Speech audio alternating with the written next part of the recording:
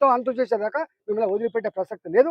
నువ్వు అనుకుంటున్నావు గవర్నర్ గారికి ఇస్తాం, మేము కేంద్ర హోంమంత్రి గారికి ఇస్తాం, రాష్ట్రపతి గారికి పంపిస్తాం, మానవ హక్కుల కమిషన్ పంపిస్తాం, రేపు కోర్టు మెట్టు కూడా ఎక్కుతాం, ధర్మం ప్రకారంగా న్యాయం ప్రకారంగా మా ప్రజలకు అండగా ఉండే ప్రయత్నం చేస్తాం తప్ప మీరు కనుక పిచ్చి వేషాలు వేస్తే మా మీదికెళ్ళి డోజర్లు పోవాలి తప్ప మేము ఇక్కడ ఇల్లు వదిలిపెట్టే ప్రసక్తి లేదని చెప్పి ప్రభుత్వాన్ని హెచ్చరిస్తున్నా.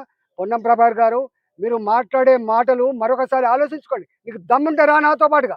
మాలంటోళ్ళు ఎప్పుడు అబద్ధం అంటోళ్ళు కాదు. నీకు దమ్ముంటే, ప్రజల మీద విశ్వాసం ఉంటే నువ్వు నాతోటి. నువ్వు హైదరాబాద్ మంత్రి కదా, రా నాతోటి చైతన్యపురికి తెచ్చుకుందాం. అంతేగాని అక్కడ కూర్చొని నీ ముఖ్యమంత్రి ఆఫీస్ రాసిచ్చే స్పీచ్ చదివి చిలుక పలుకులు పలుకుతా అంటే నీ నీ నీ భరతం పడతారు బిడ్డ, గుర్తుపెట్టుకో.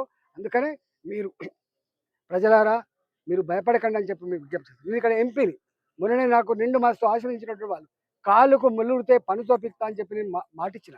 కాబట్టి తప్పకుండా వీళ్ళతోటే ఉంటా, వాళ్ళ కష్టాల్లో ఉంటా, వాళ్ళకు ఎక్కడ ఏ ఇబ్బంది జరిగినా కూడా నేను కూడా ఉంటా అని చెప్పి మీకు మనవి చేస్తున్నా. ప్రజలు భయపడదు.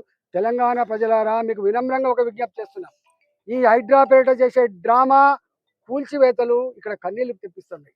ఇలా మూసీ నది ప్రక్షాళనపేట కొన్ని వేల కుటుంబాల ఇల్లు కూలిపోతూ ఉన్నాయి. మీరు అనుకున్నారు ఈయన వస్తే పెన్షన్ వస్తుందని చెప్పి భ్రమపడ్డారు. ఈయన వస్తే మీకు రైతు బంధు వస్తా అనుకున్నారు. ఈయన వస్తే పెళ్లిళ్లకు తులం బంగారం వస్తా అనుకున్నారు. ఈయన వస్తే మీ కొడుకులకు నౌకలు వస్తా అని చెప్పి అనుకున్నారు. ఈయన వస్తే మీరు పండించే పంటకు 500 రూపాయలు వస్తాయి అనుకున్నారు. ఇవన్నీ ఏమి రావు. ఇవాళ సోనియా గాంధీ వచ్చి చెప్పిపోయిన మాటలు, రాహుల్ గాంధీ వచ్చి చెప్పిన మాటలు, ప్రియాంక గాంధీ వచ్చి చెప్పిన మాటలు, ఇవాళ చివరికి ఇవాళ ఖర్గే చెప్పిన మాటలు ఏవి కూడా అమలు కావు. ఒకటి అమలైంది, మహిళలకి బస్సులలో ఉచిత ప్రయాణం తప్ప ఏది అమలు కాలే. ఆ బస్సులు కూడా ఎట్లున్నాయో వాళ్ళకి తెలుసు. కాబట్టి మీరు ఆడబిడ్డల, మీరు మహిళల్ని అవమానపరుస్తున్నారు. మీరు మహిళల కళ్ళల్లో నీళ్లు చూస్తున్నారు.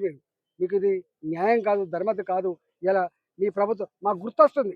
ఎమర్జెన్సీ కాలంలో ఆనాడు సంజయ్ గాంధీ ఢిల్లీలో టర్కమెన్ గేట్ దగ్గర వేలాది మంది పేదల గుడిసెలు కూల్చేసి ఆ భూములన్నీ కూడా మార్చి కంపెనీ కట్టబెట్టినట్టుగా రేవంత్ రెడ్డి సంజయ్ గాంధీకి వారసుడిగా ఈ పిచ్చి పని, చిల్లర పని చేస్తున్నట్టుగా భావిస్తా ఉన్నాం.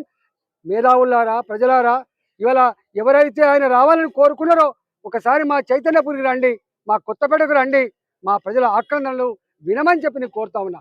వీళ్ళు చెప్పే అన్ని టీవీలను మేనేజ్ చేసి, అన్ని పేపర్లను మేనేజ్ చేసి ఎక్కడ ఏం లేదు, అంత బ్రహ్మాండంగా ఉంది, అందరికీ సమ్మతంగానే వాళ్ళకు వాళ్ళు వెళ్ళిపోతున్నారని చెప్పి తప్పుడు వార్తలు, తప్పుడు కథనాలు వేసుకొని చేస్తూ ఉన్నారు. హైడ్రా అదొక గొప్ప చర్య అని చెప్పి కీర్తించే ప్రయత్నం చేస్తున్నారు.